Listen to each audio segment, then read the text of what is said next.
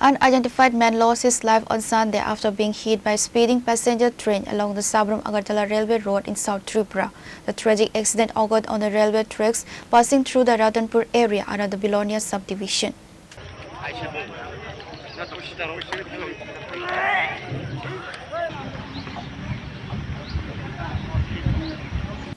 According to initial reports, the victim was walking near or crossing the tracks when the Agartala-bound train coming from Sabroom struck him, causing instantaneous fatal injuries.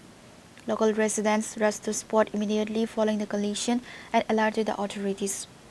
The identity of the deceased individual has not yet been established.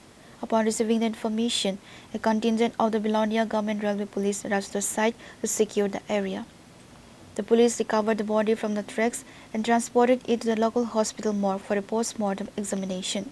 আমাদের কাছে একটা খবর আসে যে সাবরুম থেকে আগরতলাগামী আর রেলে নিচে রতনপুর 81 নম্বর pillar সামনে রেল ট্র্যাকে একটা সংলগ্ন একটা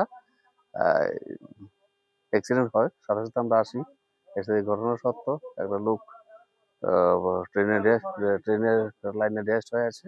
তো লোকাল লোকদের সঙ্গে আমার কথা বলে জানতে পারি যে ওই লোকটা আননোন, তারা কেউ এখানে চিনে না। তো ওই হিসেবে আমরা এখন কাজ করছি।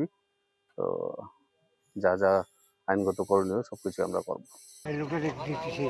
লোকটা কি রেল লাইনে রেল লাইনে পড়ে রয়েছে?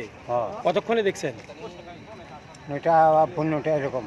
তো কোন সময় এটা কাটা গেছে মনে করেন? কোন সময় এটা পণ্যটা মধ্যে মারা গেছে? মানে সাবরুম থেকে রেল আগরতলা যাওয়ার পথে?